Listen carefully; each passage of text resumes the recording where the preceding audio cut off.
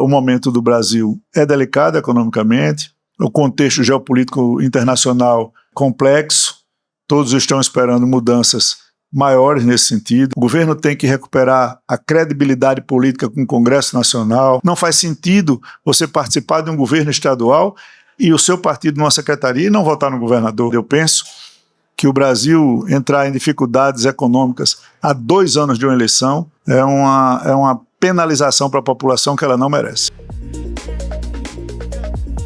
Olá, eu sou a Isabel Mega e este é mais um episódio do EsferaCast. O nosso convidado de hoje é o deputado federal e ex-presidente da Câmara, Arthur Lira. Queria uma avaliação do senhor do momento vivido na relação entre legislativo e executivo. O senhor avalia que temos ali muita gente fez um diagnóstico de que teríamos um Pacheco na Câmara e agora ali no Senado um Arthur Lira. Como é que o senhor vê esse tipo de colocação? Eu não costumo fazer primeiro comparações de personalidades nem de fatos ou posicionamentos. A gente tem que comparar resultados, não é?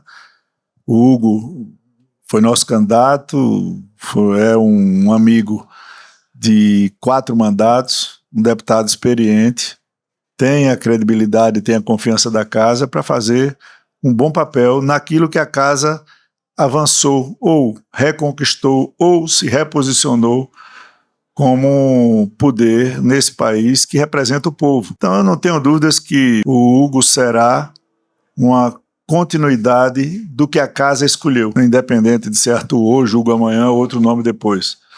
Essas comparações de personalidades, de posicionamentos, isso é muito próprio de cada um, não é? E a única coisa que carrego comigo é que cumpri meu papel, representei a casa, os deputados, trabalhei por um Brasil mais próspero, reformista, liberal, enfim, com todas as pautas que foram votadas, sempre com a consciência tranquila de que isso foi bem reproduzido. O presidente Pacheco, da mesma forma, cuidou do Senado. Davi sempre foi muito companheiro na gestão do Senado e eu penso que as coisas vão andar bem. Espero que Hugo e Davi consigam caminhar juntos, né, com tranquilidade, para que o Poder Legislativo ocupe realmente, sem ultrapassar 1 milímetro de limite constitucional, o papel que lhe é resguardado na Constituição, que é legislar, fiscalizar, representar os estados e a população de uma maneira bem tranquila. Hugo tem se colocado como uma liderança de centro e ele chegou com o apoio de esquerda à direita, mas de alguma forma vai ser pressionado em algum momento a adotar posicionamentos que possam agradar um grupo e desagradar outro grupo. O senhor, que tem experiência sentado nessa cadeira, que conselho daria a ele diante de decisões difíceis de serem tomadas? Primeiro, assim, não há conselho. O Hugo, ele participou de todos os momentos junto comigo, junto com todos os outros líderes. Como ele disse, o Hugo é um deputado maduro no sentido de mandatos e de espaços que ocupou na casa. Então, foi líder comigo o tempo da minha presidência. É um companheiro e um aliado importante dentro da casa. Plenamente capacitado, é um deputado agradabilíssimo e vai saber conduzir aquela casa com maestria. Nossa torcida, nosso voto, nosso apoio foi para isso. Ele e Davi têm um perfil que já foi muito bem identificado, inclusive pelos discursos de defesa das pautas em defesa do próprio legislativo. E a gente ainda vive ali um certo emblema das emendas nas discussões com o Supremo Tribunal Federal, com perspectivas de que haja um diálogo também com as novas presidências. Como que o senhor vê essa crise hoje? O senhor vê um meio termo em relação a isso que possa agradar os 3 poderes? Olha, a gente está falando de uma quebra de paradigma, não é? A gente está falando de discursos que foram feitos, refeitos, ditos e reditos. Na concepção do Legislativo, além de ser uma peça orçamentária, um projeto de lei, a principal lei do país, que tem que ser discutida, debatida, emendada, modificada, fiscalizada pelo Congresso Nacional, é uma construção de espaço de poder de quem define. Então, lógico que a confecção da lei ela é feita pelo Executivo. Mas se não precisasse de um acompanhamento, de votação, de aprovação, de fiscalização, não iria para o Legislativo. São aí onde estão os nossos limites constitucionais. O Legislativo não tem nenhum interesse em não ter transparência, em não ter rastreabilidade. Eu não acredito que essa crise perdure, porque as emendas impositivas individuais e de bancada, elas estão consagradas. E as emendas de comissão, elas estão em formação, estão em discussão de leis. O PL 210 foi aprovado em 2024, vai estar em atividade em 2025 e, acima de tudo, elas não são impositivas. Elas são frutos de um acordo político entre executivo e legislativo, que influenciam basicamente na governabilidade. Os partidos buscavam ministérios para levar recursos para os seus estados, para as suas bases. Esses recursos hoje vão através das emendas parlamentares, e não é de hoje, de alguns anos. Então os ministérios, eles são importantes, mas eles não são decisivos para um acompanhamento de atendimento do que é necessário para um Brasil plural, gigante, diverso, diferente. O Brasil do Norte não é o Brasil do Sul, o Brasil do Nordeste não é o Brasil do Centro-Oeste. E ninguém conhece mais o Brasil do que os parlamentares eleitos pelo povo para representá-los, tanto no Senado como na Câmara. A capilaridade de informações de 600 parlamentares é imensamente superior de qualquer ministro, por mais competente que ele seja. Ele não vai conhecer as localidades, as demandas, ele não vai conversar com o prefeito, com o vereador, com lideranças, com ex-prefeitos, com ex-vereadores, o tempo todo como nós. Então, se há uma discussão, vamos corrigir. Se há uma falta de entendimento, vamos nos entender. Mas não haverá um bom relacionamento entre executivo e legislativo se não houver cumprimento de acordos e as pautas que foram acertadas entrarem normalmente num caminho natural, com a participação e ajuda, claro, do judiciário. Puxando o gancho para a relação entre executivo e legislativo, presidente, muita gente tem avaliado que o presidente Lula está isolado. O senhor tem essa percepção também? O presidente Lula poderia ter pensado melhor ali nas conjunturas políticas e nos arranjos políticos e ter falado mais até aqui com os parlamentares, porque tem gente que se queixa muito de uma falta de acesso ao presidente da República, diferente do que acontecia em outros governos. Como é que o senhor está vendo Lula hoje no auge de uma crise de popularidade também? Bom, eu convivi com 2 governos bastante diferentes. Eu fui presidente da Câmara com o ex-presidente Bolsonaro e fui presidente da Câmara com o presidente Lula.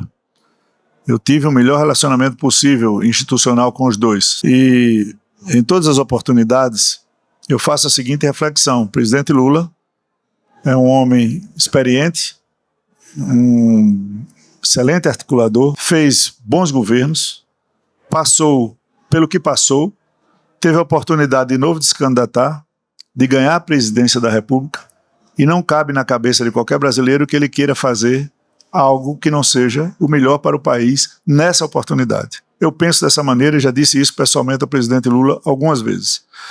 Agora, se não está conversando, eu já fiz esse apelo várias vezes.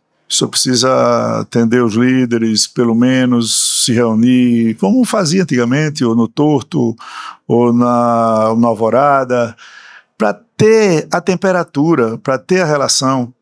Agora, é opção, não é? A presidente Dilma recebia muito pouco, o presidente Bolsonaro recebia muito mais do que a presidente Dilma, e o presidente Temer muito mais do que todos juntos. Então, às vezes, a popularidade ou a impopularidade das ruas não se reflete no Congresso. E, às vezes, o inverso se reflete no Congresso.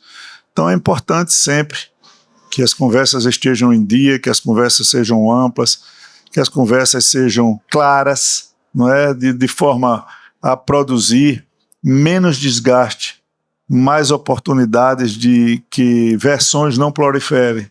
Então, nós nunca fomos pequenos com relação a isso. Nós sempre solicitamos que o presidente alargasse as suas falas, as suas conversas com os parlamentares que momentaneamente ocupam alguns espaços de decisão política no Congresso Nacional. Se não pode a todos os deputados, a todos os senadores, pelo menos os líderes. E eu espero que isso aconteça, que isso flua, é importante.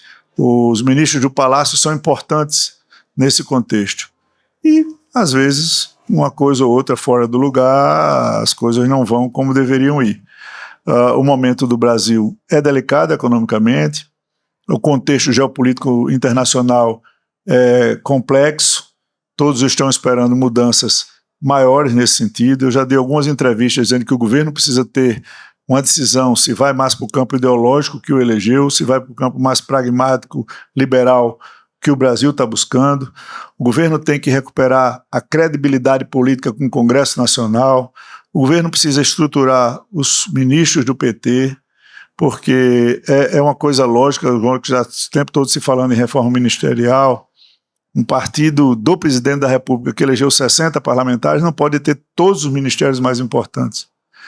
E outros partidos que têm dado votos ao governo, se essa for a forma de fazer base, com ministérios periféricos sem tanta representatividade. Vai chegar uma hora que isso vai estrangular.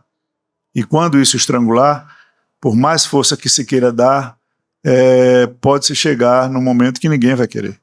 Então, eu já discuti isso, já disse isso inclusive em entrevistas, que ministério tem que ser dado aos partidos que tenham responsabilidade com apoio político na manutenção do governo e com apoio político na reeleição do presidente Lula. Não faz sentido você ser ministro de Estado e o seu partido não votar. Não faz sentido você participar de um governo estadual e o seu partido numa secretaria e não votar no governador. Então, você tem as suas distâncias também, você pode ficar independente, votar nas pautas que são importantes para o país, você pode ir para a oposição, mas se você estiver dentro do governo, você tem que ser governo. Essa dubiedade de posicionamentos, tanto do Executivo quanto de alguns partidos no Congresso Nacional, estão gerando essa confusão, né, nesse momento. E aí se soma a todo o resto do contexto, as coisas não vão bem encaminhadas e a população sente o cheiro, o Congresso sente o cheiro. É preciso também que o governo sinta, né, o cheiro do que está acontecendo para que as coisas tenham uma normalidade. Eu penso que o Brasil entrar em dificuldades econômicas há 2 anos de uma eleição é uma penalização para a população que ela não merece. Presidente, minuto final do nosso podcast, 5 perguntas em 1 minuto com respostas ali no ping-pong. Uma característica sua que te fez chegar onde você está hoje? Cumprir meus acordos. Uma coisa que o senhor faria de diferente na sua carreira? Até agora, nada, ela tem dado certo. Se o senhor fosse presidente e tivesse todo o poder nas mãos, qual a primeira lei que sancionaria amanhã? Sempre presidencialismo. Qual o principal desafio do Brasil hoje em uma palavra? Unidade. O nome da figura brasileira que mais te inspira? Momento delicado. Hoje em dia eu tenho que pensar sempre no meu pai. Muito obrigada, presidente. Muito obrigada por acompanhar mais um episódio do EsferaCast. Não se esqueça de nos seguir neste e em outros canais. Os links estão aqui na descrição. Até o próximo.